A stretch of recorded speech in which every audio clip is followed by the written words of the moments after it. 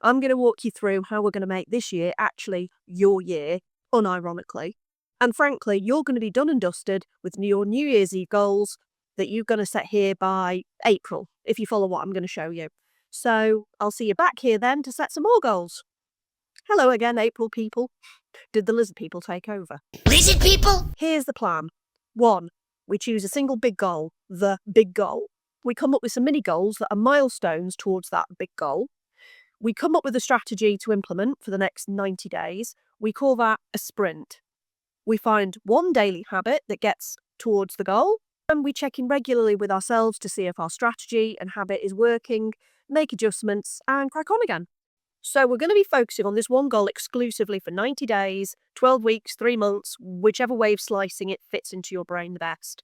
Now, I call these sprints because 90 days is short enough to stay focused without burning your brain out, but it's long enough to get results. 90 days is also short enough to take advantage of what I call deadline mode, after this cool animation by Digitally Baffled.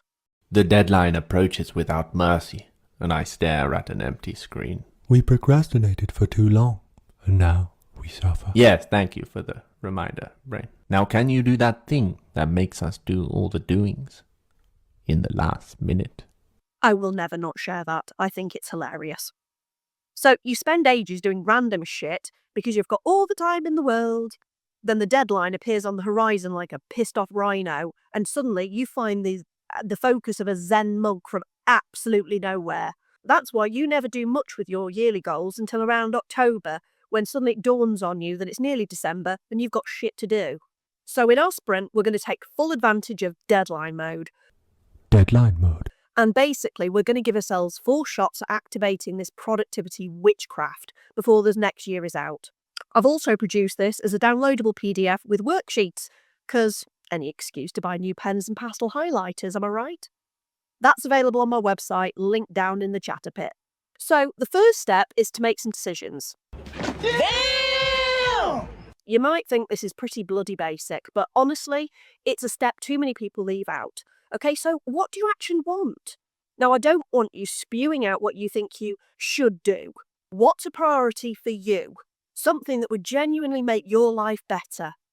Now, I want you to get as many ideas down on paper, because I find the first few things that I put down are usually stuff that I don't really care about, but it's stuff that you think that should be on a goal list. So that usually involves your weight or learning a language. Sorry if you feel a bit called out there. Mine was losing 2 stone and learning Norwegian, if that makes you feel any better. Now, you might find this a little bit challenging, so you can always think of it from the opposite side. So, what's going on right now that you don't want anymore? Is there a situation? Is there a situation you want out of? Or something that you want to get rid of? Then your goal is the opposite of that. So, for example, I don't want to live in a mouldy, cold, damp house in a crappy part of town with Vanessa, the noisy alcoholic next door, smashing furniture and screaming at 3 a.m, and a landlord that belongs in the second circle of hell. Yes, that is oddly specific. So the opposite goal would be, I want to live in somewhere warm, dry, lovely house with a great landlord, nice area, good neighbours. And dear reader, she moved there. So, here's the first hole that people fall into that I want to save you from. Okay, they think all of their goals in terms of what they could achieve right now, today. It's a trap! Yes, Admiral Akbar, it is a trap, because you see, most big goals are a stretch by their very nature. You're going to have to evolve in order to get them, otherwise you have them right now. Over the course of achieving whatever it is that you want to achieve, you're going to have to upgrade. You're going to have to upgrade your skills, your way of thinking, your self-concept, your surroundings. You're going to have to become the kind of person capable of doing that thing. So think about it. Have you changed over the last few years? Probably. You've become the person that's got what you've achieved up until now. And if you haven't changed, you've got bigger problems than achieving a goal, frankly. You could do with working on that. So when you come up with your list, don't censor it from a perspective of what do I think is possible for me right now, because you're not going to be that person in 6 months' time if you do things properly. If you could have that thing now without breaking much of a sweat, it's not big enough. Go big or go home, love. The second trap is too many goals. Now, I'm not going to tell you to pick a goal in each of the usual categories: health, spiritual, career, personal, love, the frigging garden, I don't know. Now, I did a video on why this kind of goal setting is bullshit. I'll link to it below. But in a nutshell, most people struggle to lose weight, build a business, be an epic human being to everybody they know, solve world hunger, and run for garden club president all in the same month. But that's essentially what modern goal setting seems to think you can do. So you take your long list of things, you cross off the shit you wouldn't care if it didn't happen, and whittle it down to the things that are just going to impact your life the most, okay, in one area. Have a think about it in the shower if you're not sure what that is, because frankly, that's where I do all of my best thinking. Yes, I know you want to improve everywhere all at once right now, but that scattered approach hasn't really been working that well up until now, has it? Besides, we're going to be focusing on working towards this goal for a single sprint, which lasts 90 days, remember. You can fit 4 sprints into a year, so you can do a different area for each sprint if you were so inclined. But we're just going to keep it simple for now, okay? One thing. You can keep the list you make because, spoiler alert, once you get the thing you want, life isn't going to magically be perfect and stay that way forever. You're going to want to get the next thing, and then the next thing, and the next thing, because humans are greedy like that, and seemingly we're never satisfied. So you might want to revisit your list and save yourself a job of coming up with more goals. But the good news is, you'll probably be making the next list from the perspective of you 2.0. Don't forget you are going to be evolving. So they're going to be bigger and bolder as you evolve. But keeping your old list, frankly, is going to give you a right chuckle because you're going to see how far you'll have come. So, you got the thing?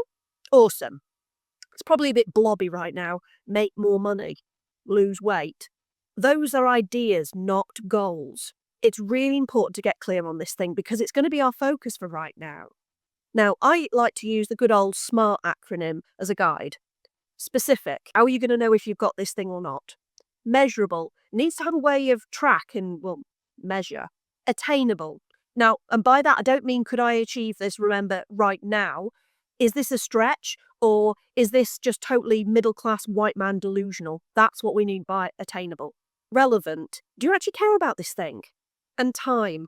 How long are you going to need to complete it? Is there a deadline? I mean, like, lose weight, bit of a meh goal. But once you run it through SMART, it becomes a little bit more clear. So it becomes lose 2 stone so I can wear something that doesn't look like a tent to Sarah's wedding on June 15th. That's specific, it's measurable, it's easy to see on a scale if you've lost 28 pounds or not. It's attainable because we're not talking about getting that 2 stone off in a month. Now, I don't care what the nice lady selling the potions and pills promises, that ain't healthy. It's relevant because you have a good reason to want this. Not wearing size 6 man to the fancy wedding is going to, make you enjoy it a lot more. And it's time bound, a specific date, unless, of course, she's one of those girls that ends up on Reddit moving her wedding because mother-in-law. I love a good example.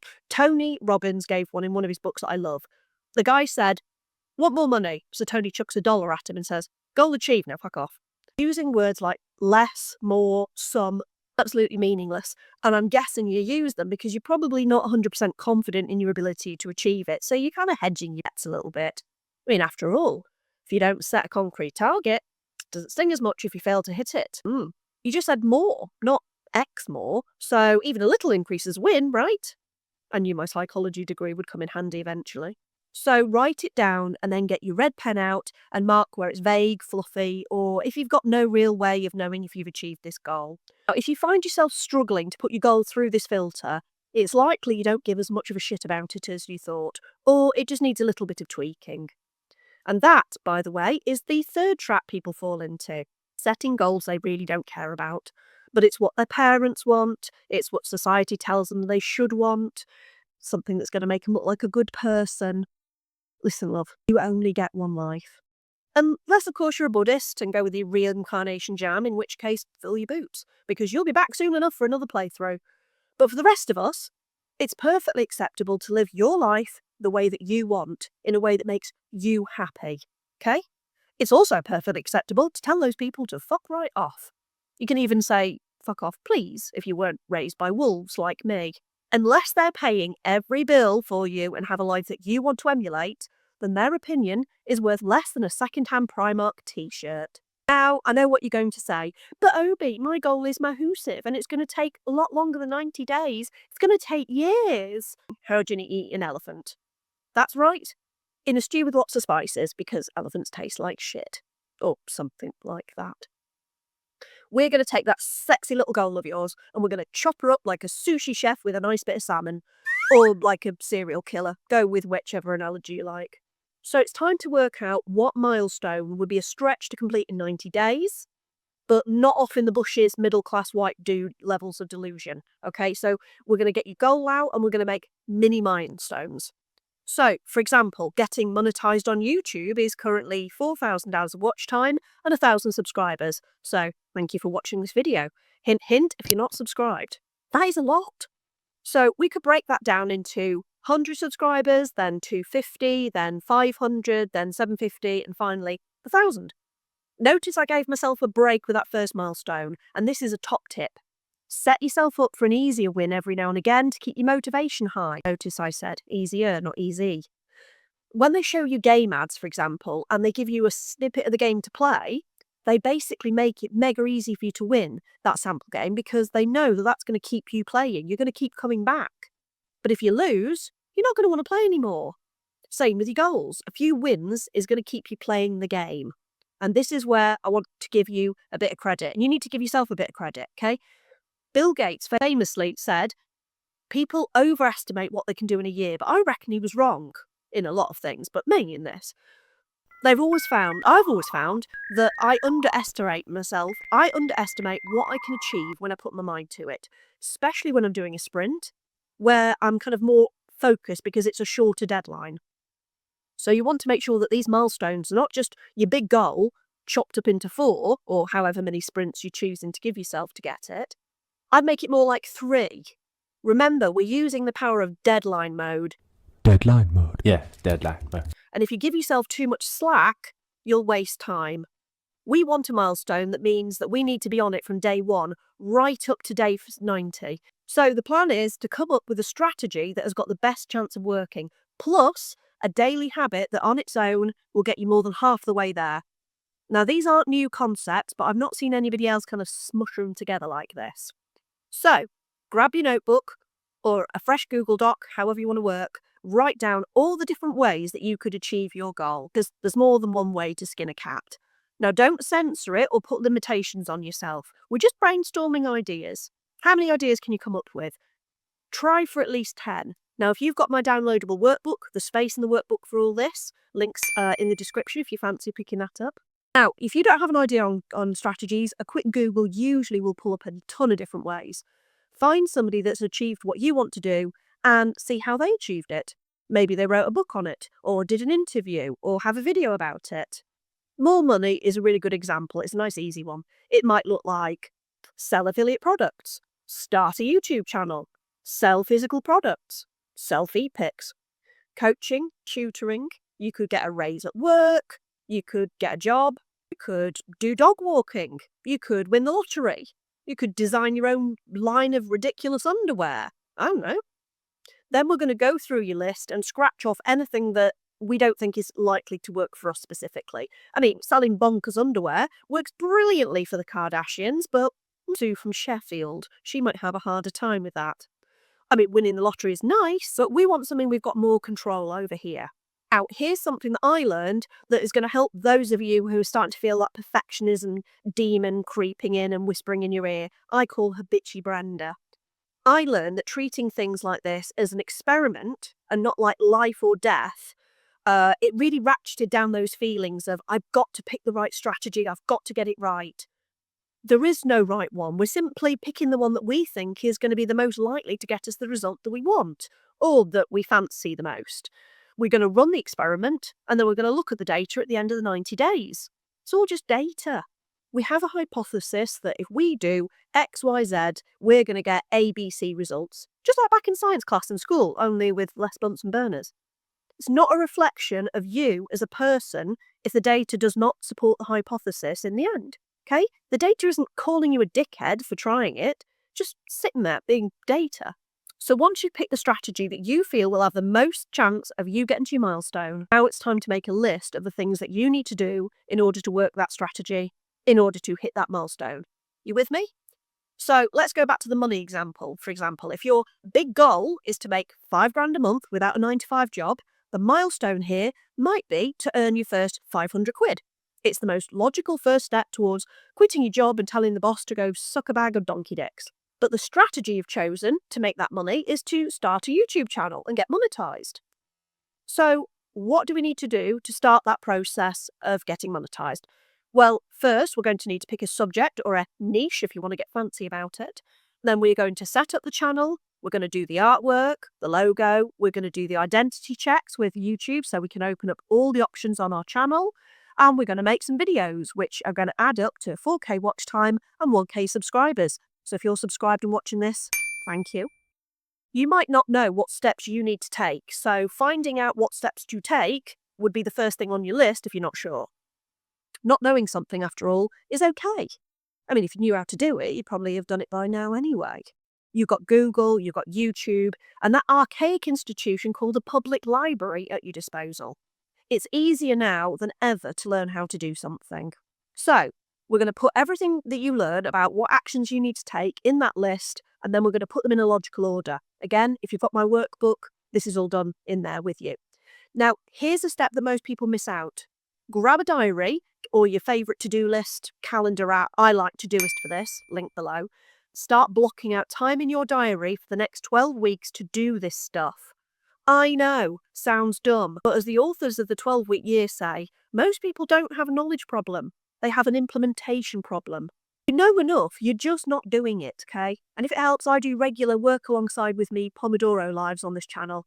They're recorded, so you can put an old one on and still feel like part of the gang whilst you crack on with what you need to do. I personally love the Pomodoro technique. That's where you do like 25-minute burst of work and then have a 5-minute break. It's named after the tomato timers that everybody's nana had back in the day. I swore by this when I was studying for my degree. Honestly, it's so helpful to do it in these kind of bursts. And working alongside somebody else, even on a video, really helped. So you've got your goal, you've broken it down into a milestone, you've identified a strategy that you think is going to work, and you've got a list of actions to take, and they're in your diary. You know when you're going to do them. One secret weapon that I swear up and down will get you 86% towards your goal without doing anything else. And that's habits. You see, most of what we do is pretty much on autopilot. You've probably eat the same 3 things for your breakfast. You take the same route to the supermarket every Saturday. You watch the same kind of content on Netflix. And dinner is one of 8 things that you currently have on rotation. If you feel called out there, then mine is cereal, down the main road but parking in B&M across the road so I get my steps up, police dramas, and chili. Habits are the engine by which everything else in our life runs, and they are your secret weapon, honestly. It doesn't mean getting up at 5 o'clock in the morning, eating kale. Everybody on this channel is aware of my aversion to the devil's pubic hair, and suddenly becoming keen on sub-zero showers. Absolutely not. I'm talking about finding those small actions that you can do every single day that work towards your goals, that frankly, you think are too small to make a difference. But if you've ever read the book Atomic Habits, you will know that this is a lie. That's a brilliant book, by the way. I really recommend it. Small, consistent actions, they build up over time to give us big results, and that can be positive or negative. One sugary coffee and a biscuit a day doesn't seem like very much, but give it 5 years and your dentist will be sizing you up for a full set of false teeth. 15-minute walk a day seems insignificant in the grand scheme of things, but in a year, you'll have burned an extra 8.8 pounds, or over half a stone if you use proper measurements, of fat that you literally have changed nothing else. That's 85 calories burned, 365 days, just over 31,000 calories. A pound of fat is 3,500 calories, so do the math, and that's £8.5. It's like compound interest. You're not starting from zero every single day, you're building on the small increase that you got yesterday. After all, a 1% increase every day is not 100% at the end of the day. At the end of a year, it has 370%. And if you get a bit more rusty every day, well, let's just say after a year, you're going to get very, very shit. If you need to be sold any more on those little habits, remember they're more sustainable than the big actions. Imagine if you suddenly decided to go balls to the wall on a new training regime. You want to go from Netflix binging couch dweller to 5 gym workouts every week. Let's face it, you're going to be lucky to get 3. Some weeks you might do all 5, but after a while, you're likely to have settled into 1 to 2 sessions a week. Now compare that to somebody who just does 5 to 10 minutes every day, I know, high knees jogging while the kettle's boiling, or gets on the Wii with the kids in the evening. Are Wii's even a thing anymore? Anyway, archaic gaming systems aside, you're going to very quickly see the difference between someone who went for big fuck-off actions and the person who went for smaller but more sustainable habits that became just part of the routine. I mean, think back to that kettle one. You're not going to be able to make a hot drink around that person without them dropping and giving you 20. Matron. So your secret weapon is to look at your goal and your strategy, which is your bigger one-off actions, and you're going to see if you can find something else that you can make into a daily habit. For example, if your goal is to get monetized on YouTube, then one thing that you can do every single day to get to that hallowed 1,000 subscribers and 4,000 watch time, by the way, if you're subscribed and watching this, thank you very much. If you want to do that in 90 days, one way would be to put out consistent content. Folks can't watch it if it's not uploaded, and you're not going to get better at video creation if you don't practice. So your daily habit here would be to put some content out every day. Might not be a big video, maybe just a little short. If we look at weight loss, you might want to get your 10k steps in. If you want to start an affiliate sales business, then your daily habit might be to put out an offer on social media for your product. You want to deadlift a Ford Focus by Christmas? Best start lifting weights every day then, even those little diddly ones. All of these things might take less than 10 minutes a day, except maybe the walking thing unless you use Usain Bolt.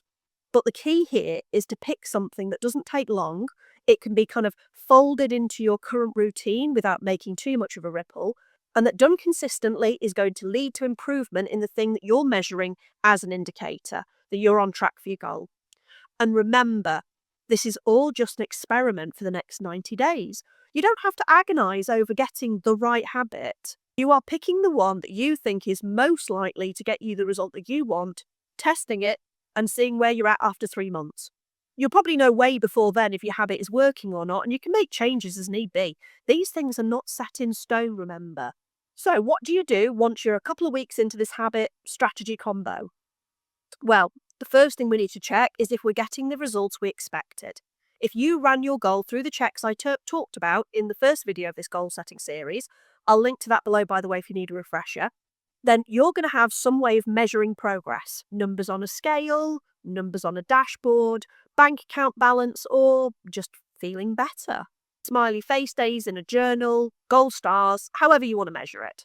So pick a checkpoint in your 90-day sprint. Weekly or monthly is good, maybe not daily. I do weekly check-ins inside our practical productivity community. You're welcome to join if you want some accountability and some friendly faces and my unhinged banter. Links downstairs in the description for that. Take some time to check in with yourself on what's working, what needs to be tweaked. Be brutally honest with yourself because there's no point lying. Are you going in the right direction or not? If your numbers, measurements, or stars are going in the right direction, then awesome. Nice. Well done, have a cookie, unless it's a weight loss goal, in which case you get carrot stick and some low-fat hummus. It's time to see if there's anything in your strategy or your habits that you can either streamline, automate, or hand off to somebody else. The Pareto principle says that 80% of your results are going to come from 20% of what you actually do. So see if you can pinpoint what's leading to the bulk of your results.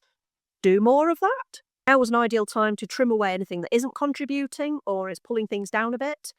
Find a tool to automate what you can, or things that take up a lot of time, or you could always pay somebody else to do it. If the numbers aren't going the right way, No! God, please, no! No! No! No! that's fine, don't worry. This is just an experiment, remember, and not every scientific experiment goes the way you plan. Look at what's not working, but more importantly, why. If the strategy isn't working, then maybe there's an issue with the way you're implementing it, especially if you picked one that worked for somebody else, or maybe you're not implementing to start with. So look at the list of actions you've been taking. Is it user error, or is it you just not giving things enough time to actually see results? In our group, I usually counsel people to give things in the community the whole 90-day sprint before they start judging, unless it's glaringly obvious that things are going to hell in a handbasket. That's why it's 90 days. It's long enough to take a chunk out of your big goal, but it's also short enough so if you have chosen the wrong strategy or the wrong habit, you've got another 3 bites of the cherry before the end of the year to correct it. So if it's neither user error or you being an eager beaver for results too early and you're not sure if it's the right strategy, then get your list of potential strategies out that you made and see if there's another one that might do better, given that you're now starting from a place of experience, or come up with a different strategy completely. You might even need to find a whole new list of things, but that's okay. Go easy on yourself. And before you know it, we're at the end of your first sprint. Celebration time. We should do a goal montage here, editor, with some funky music. Absolutely not. Why would you even ask me that question? No idea what you're talking about. So what now? Well, now you could pick up my workbook to help with picking a new milestone mini goal towards that big goal, or a new goal altogether. If you've got that in the bag, baby. Well done. I'm proud of you.